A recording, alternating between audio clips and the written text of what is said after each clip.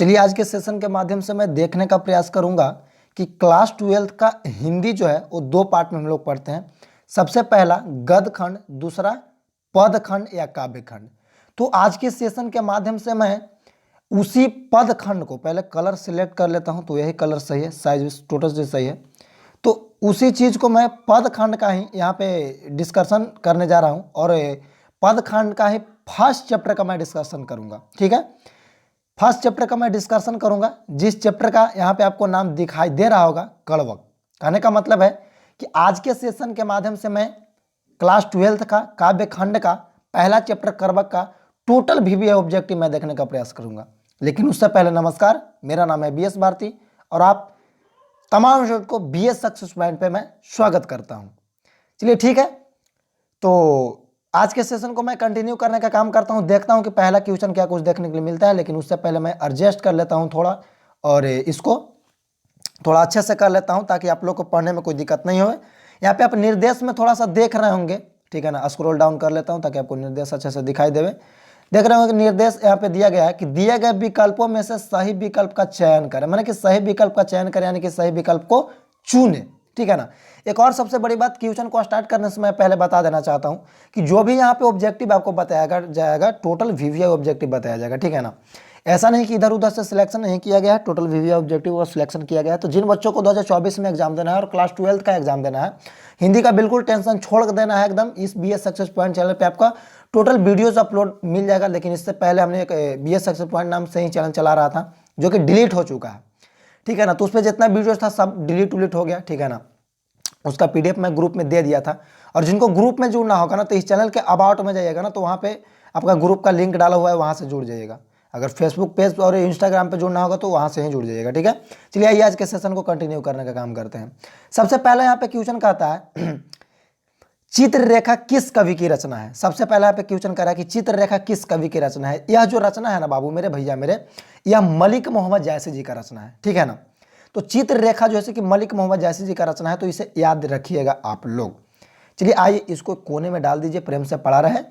और थोड़ा सा गला खराब है, उसके लिए मैं माफी मांगना चाहूंगा। ठीक है ना। सेकंड क्वेश्चन कहता है कि जायसी का जन्म स्थान है। कहने का मतलब है कि जायसी जी का जन्म कहाँ हुआ था। कहने का मतलब है कि जायसी जी का जन्म कहाँ हुआ था, तो जायसी जी का जन्म हुआ था जायस कब्र अमेठी में। जायसी जी का जन्म कहाँ हुआ था, जायस कब्र अमेठी में हुआ था। तो ऑप्शन नंबर सी बिल्कुल ही करेक्ट जवाब हो जाएगा। ऑप्शन नंबर सी बिल्कुल ही करेक्ट जवाब हो जाएगा। ठीक है। थर्ड नंबर पे क्वेश्चन कर रहा है कि मलिक मोहम्मद जायसी की मृत्यु कब हुई। मलिक मोहम्मद जायसी की मृत्यु देख सकते हैं किस प्रकार से लगातार क्वेश्चन पूछा है। ठीक है ना, देख रहे हैं ना, तो पूछेगा आपका। ठीक है ना, ये फेक नहीं है, आपका बात को समझ रहे हैं ना, क्वेश्चन आपका पूछेगा। तो मलिक मोहम्मद जायसी जी का जो जन्म हुआ था वो लगभग 1548 ईस्वी में जन्म हुआ था। कब जन्म हुआ था, 1548 ईस्वी में, लगभग 1548 ईस्वी में इनका जन्म हुआ था, तो याद रखिएगा। चौथा नंबर यहाँ पे क्वेश्चन कर रहा है कि मलिक मोहम्मद जायसी कवि हैं, मतलब दुख के पीर कवि हैं कि कृष्ण के प्रेम के लिए हैं, कि प्रेम के पीर कवि हैं कि अष्ट छाप के कवि हैं। तो भैया मेरे, जब इस चैप्टर को आप डिटेल में पढ़िएगा ना, तो यहां से आपको पता चलेगा कि यह एक प्रेम के पीर कवि है। ठीक है ना, इस चैप्टर में प्रेम की इतना बढ़िया से व्याख्या किया गया है ना, कि जब इस चैप्टर को पूरा पढ़िएगा ना तब आपको पता चलेगा, समझे ना। आगे कह रहा है कि कड़वा के कवि हैं तो मलिक मोहम्मद जायसी जी। कड़वा के कवि कौन है, तो मलिक मोहम्मद जायसी जी, है ना। ऐसे क्वेश्चन पूछेगा तो आप लोग छोड़िएगा जी।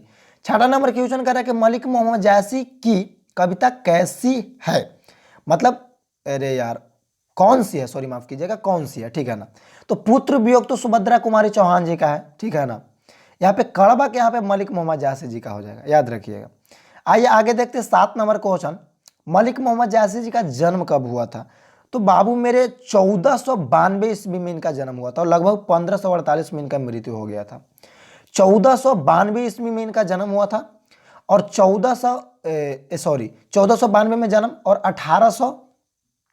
1548 में इनका मृत्यु हो गया था। ठीक है ना, तो याद रखिएगा जन्म और मृत्यु से क्वेश्चन बनते रहता है। जायसी का जन्म किस प्रदेश में हुआ था, तो जायसी का जन्म उत्तर प्रदेश में हुआ था, जिसको शॉर्ट में यूपी जो बोलते हैं। ठीक है ना, ज्यादा दूर के नहीं थे, यूपी में इनका जन्म हुआ था। ठीक है ना, बिहार यूपी। आइए, जायसी किस तरह के कवि थे, तो जायसी जो थे ना बाबू, वह सूफी कवि थे, याद रखिएगा, ना कि भक्ति कवि थे, ना श्रृंगारिक कवि थे, ठीक है ना, वह सूफी कवि थे, याद रखिएगा, एकदम कंफर्म याद रखिएगा कि वह एक सूफी कवि थे, ठीक है ना। आइए 10 नंबर यहाँ पे क्वेश्चन कर रहा है कि जायसी के पिता का क्या नाम था। तो जायसी के पिता का नाम था शेख यमरेख, ठीक है ना, शेख यमरेख उनके पिताजी का नाम था, ठीक है ना, तो याद रखिएगा, ठीक है। आगे क्वेश्चन करे कि जायसी थे धनवान की पहलवान, अरे यार कुछ नहीं, वह एक फकीर थे। जायसी जी क्या थे, वह एक फकीर थे, ठीक है ना, तो याद रखिएगा कि वह एक फकीर थे जायसी जी, ठीक है। यहाँ पे कर आगे क्वेश्चन कि जायसी हिंदी साहित्य के किस काव्य धारा से जुड़े हुए थे। तो वह बाबू प्रेम मार्गी शाखा से। देखिए इस चैप्टर में ही, मतलब जब कड़वक आप पढ़िएगा तो यहाँ पे प्रेम का जो व्याख्या किया गया है ना, हमने थोड़ा सा बोला कि प्रेम का जो व्याख्या किया गया है बहुत ही अद्भुत तरीके से किया गया है, ठीक है ना। तो इस चैप्टर में ना आपको प्रेम के ही बारे में पढ़ने के लिए है। तो अगर क्वेश्चन ये आपसे करे कि कड़वक में जो मलिक मोहम्मद जायसी जी है वो किस चीज का डिस्कशन, तो खास करके यहाँ पे प्रेम प्यार की बातें की गई है, ठीक है ना। वो आजकल का जो प्यार लड़का लड़की चल रहा है उसका व्याख्या नहीं किया गया है जी, ठीक है ना। कौन सा प्रेम का व्याख्या किया गया है, तो आप चैप्टर को पता पढ़िएगा तो आपको साफ साफ पता चल ही जाएगा। आगे क्वेश्चन कर रहा है कि जायसी की काव्य की कौन सी भाषा थी। तो वह अवधी भाषा था, ठीक है ना। कौन सा भाषा था, अवधी भाषा था, याद रखिएगा, अवधी भाषा था, ठीक है। आगे क्वेश्चन कह रहा है जायसी के काव्य का मुख्य रस क्या है। तो उनका रस था श्रृंगार रस। अगर रस पूछे तो श्रृंगार रस, अगर भाषा पूछे तो अवधी भाषा, याद रखिएगा। अगर भाषा पूछे तो अवधी भाषा होगा, और अगर रस पूछे तो श्रृंगार रस होगा, ठीक है ना, श्रृंगार रस होगा, ठीक है। आप रस जब मैं एक वीडियो में क्लियर करने का प्रयास करूंगा, ठीक है ना, तो क्लियर हो जाएगा। आइए जायसी ने रत्नसेन तथा पद्मावती की कथा को किस प्रकार से जोड़ा। देखिए इस चैप्टर में रत्नसेन राजा और पद्मावती रानी की प्रेम व्याख्यान, मतलब प्रेम की व्याख्या किया गया इस कविता में, ठीक है ना। तो किस प्रकार से जोड़े हैं ना, तो आपका रक्त के लेई द्वारा जोड़े हैं। किससे जोड़े हैं, रक्त के लेई द्वारा जोड़े हैं, याद रखिएगा, रक्त के लेई, यानी कि ऑप्शन नंबर सी बिल्कुल ही यहाँ पे करेक्ट जवाब हो जाएगा, ठीक है। आइए 16 नंबर यहाँ पे क्वेश्चन कर रहा है जायसी ने जायसी ने रत्नसेन एवं पद्मावती के कथा को किसके द्वारा सींचा। देखिए यहाँ पे सींचने की बात कर रहा है ना, तो यहाँ पे अपने आंसुओं से सींचे थे, याद रखिएगा, ठीक है ना। अगर जोड़ने की बात करें तो रक्त के लेई द्वारा जोड़े थे, और अगर सींचने की बात करें तो अपने आंसुओं से सींचे थे, याद रखिएगा। 17 नंबर यहाँ पे क्वेश्चन कर रहा है निम्न में से कौन सी कृति जायसी की नहीं है, ठीक है ना। तो आपका पद्मावत, अखरावट और चित्ररेखा, याद रखिएगा। पहले सुनिए, पद्मावट, अखरावट और चित्ररेखा तीनों का तीनों जायसी जी का था। तीनों का तीनों किनका था, जायसी जी का था। लेकिन भक्तमाल इनका नहीं था, भक्तमाल इनका नहीं था, याद रखिएगा, भक्तमाल इनका नहीं था। 18 नंबर क्वेश्चन कर रहा है कि जायसी का काव्य किस प्रकार गंभीर एवं व्यापक है। तो समुद्र की भांति, याद रखिएगा, न कि नदी, कुआं और सरोवर, कोई नहीं होगा, समुद्र की भांति। ऑप्शन नंबर सी बिल्कुल ही करेक्ट जवाब हो जाएगा, समुद्र की भांति। किसके भांति, समुद्र की भांति। आइए 18 के बाद देखते हैं, तो 18 के बाद देख लेते हैं 19 नंबर क्वेश्चन, सिर्फ यहां से है 19 नंबर क्वेश्चन, ठीक है बा। चलिए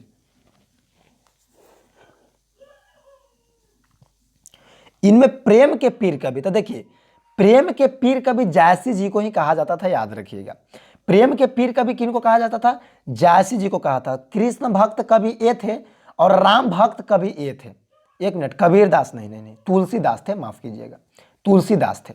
तो ये आपका कृष्ण भक्ति थे, लेकिन प्रेम के पीर कवि जायसी जी। तो ऑप्शन नंबर ए बिल्कुल ही करेक्ट जवाब हो जाएगा। 20 नंबर यहाँ पे क्वेश्चन करेंगे कड़वक कहां से लिया गया है। तो कड़वक जो लिया गया था वो पद्मावत से लिया गया था। कड़वक कहां से लिया गया था, तो पद्मावत से लिया गया था। ऑप्शन नंबर डी बिल्कुल ही करेक्ट जवाब हो जाएगा, पद्मावत से लिया गया था, ठीक है ना। 21 नंबर यहाँ पे क्वेश्चन करेंगे कड़वक के रचयिता, तो भैया मेरे जायसी जी, ठीक है ना। सूरदास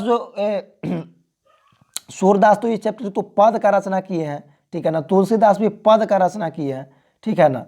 आइए आगे, जायसी रचित पद्मावत की भाषा क्या थी। तो उनकी भाषा थी अवधी। हमने शुरू में ही बोला कि उनकी कौन सी भाषा थी, तो अवधी भाषा थी। अगर रस की बात करें तो श्रृंगार रस थी, बोला था ना हमने शुरू में।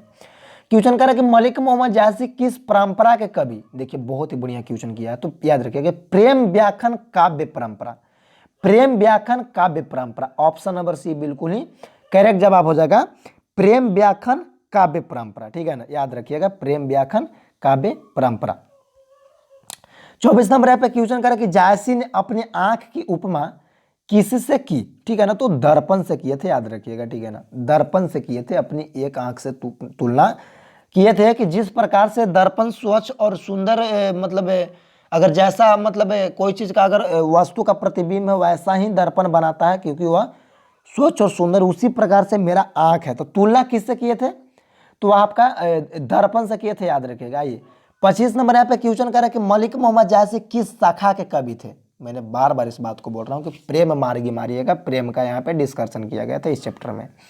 आगे आगे क्वेश्चन कह रहा है 26 नंबर क्वेश्चन, कौन सी कृति जायसी की नहीं है, तो देखिए पदमावट अखरावट ये तो दोनों फिक्स है उनका, और आखिरी कलाम, पदमावट अखरावट और आखिरी कलाम तीनों का तीनों जायसी जी का है, मलिक मोहम्मद जायसी जी का है, ठीक है ना, पदमावट अखरावट और आखिरी कलाम, लेकिन मृगावती इनका नहीं, किन्हीं और का है, याद रखिएगा मृगावती इनका नहीं है, ठीक है ना, मृगावती इनका नहीं है।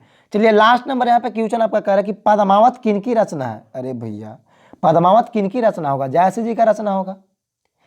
चलिए इस प्रकार से टोटल 27 ऑब्जेक्टिव था, और अगले सेशन में मैं नेक्स्ट चैप्टर को लेकर के आता हूं, और ग्रुप में जुड़ जाइएगा पीडीएफ के लिए, मैं फिर से बोल दे रहा हूं लास्ट बार। और जिन बच्चों को 2024 में तैयारी करना है इस चैनल से, तो सबसे पहले तो सब्सक्राइब कर लीजिए, क्योंकि पूरा 12th का हिंदी का वीडियो यहाँ पे मिलेगा, ठीक है ना, पूरा 12th का हिंदी का वीडियो यहाँ पे मिलेगा। तो चलिए मिलते हैं नेक्स्ट वीडियो में, तब तक के लिए तमाम को जय हिंद, वंदे मातरम, मस्त रहिए, स्वस्थ रहिए और मन लगा करके पढ़ाई करते रहिए। Take care.